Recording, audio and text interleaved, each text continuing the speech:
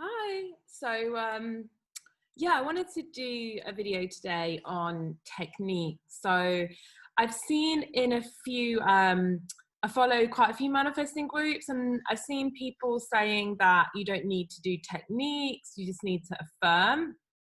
Now, my personal opinion is that affirming is also a technique because it's not like affirming is a natural state of being. We're manifesting all the time. So every single second of your life, you're manifesting the culmination of past and current beliefs that have all kind of accumulated into the present.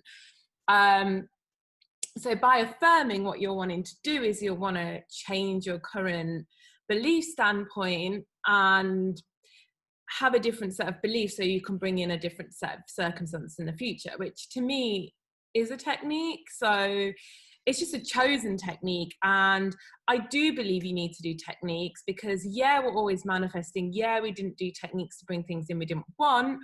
But the idea is that we're trying to undo our patterns and we're trying to change what we're bringing in to be more favorable and more in alignment with the things that we want. So yes, I think we do need to do techniques. Yes, I think affirming is also a technique, and it's a chosen technique. And the thing is, we just kind of learn what techniques work for us. I still think that overall you have to understand that it's a technique, and you have to know that you're the author in power and you're the god of your reality and you're creating your experience. And you have to understand that techniques are just that, techniques. I really do believe there's this overall feeling that you need to understand yourself as a creator. But if these techniques help you to change your belief pattern, then by all means, I think they're a great thing to do.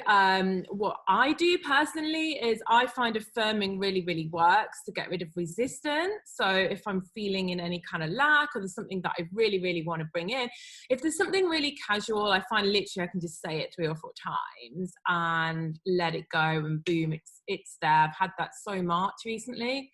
If it's something you have a little bit more resistance to, then I find affirming really, really helps to get rid of that lack feeling. And it really helps to do that kind of mental diet thing where you're in control of your thoughts. But then for me personally, to bring things in, it's always been feeling it as real. I generally have, when it's something big like that, I generally have a visualization, or I have to go into my feeling, because I feel like affirming can just end up quite, for me anyways, it can end up quite bland. It can end up where I'm not really feeling anything. I'm just like repeating, and it gets me out of the lack. It's really good for that. But then I find that to really bring stuff in when I'm ready and I'm through the lack and I've kind of cleared my resistance, then I find it's always, I have to go in and kind of feel it as real and feel into that sensation that I want to feel. Because yeah, there's all these different laws. There's the law of assumption, the law of attraction, and I think they all work. And it's kind of you tapping in and understanding all of them and using them when is needed. I know a lot of people say you don't have to be high vibration, or you don't have to feel things, you can just affirm. But I'm a big believer in kind of utilizing all these tools, because at the end of the day, it is about feeling. You want the feeling, you don't want the thing or the specific person. Like, I think there's too much focus on the material. What you really want is the feeling of being loved, the feeling of being in love, the feeling of being stable, the feeling of having the resources to do the things that you want to do. You don't want money because you want to sit in your bank account and look at having that you've got money in there. You want to look because you feel stable, you feel free. Like, money makes you feel free. It makes you feel like you can do the things you want to do. It's not about that actual money. To be honest, money is actually an invisible thing. You can't really have money unless you always carry all your money around with you in notes, which no one really does these days. Or you have like a downstairs basement full of gold blocks.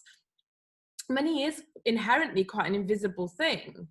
It's kind of imagined up. You look in your bank and you've got a sort of figure in there, and it doesn't mean anything. It isn't anything. It's not tangible. You can't access it. You can't get it. So the only reason for seeing those high figures is that it makes you feel some way. It makes you feel powerful, or it makes you feel free, or, you know, it's what feelings you attach. And the same with a specific person. You can be married and you can be the most miserable person ever. You know, you want to bring these things in because you want to feel some way. So then you need to feel it within to experience it without. So if you want to feel that amazing love, then you've got to feel that amazing love inside and then have that reflected back to you. So I believe all the laws are important and they all kind of work together.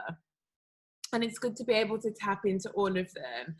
I personally find only affirming quite kind of bland and feelingless, and yeah, it gets rid of the lack, and, you know, it can bring in what you want. But if you don't also hone your inner feeling, then I don't believe personally that you're living the most joyful, love-filled life that you could be. I personally believe meditation and self-work is still, and self-concept is still super, super important. And of course, that's just my opinion. And if you feel like you only want to do something else, it's up to you as well. But yeah, I wanted to come in and share that because yeah, some experience that I've been having lately. So I hope everybody is well. And I've got a few more topics actually that I want to talk about.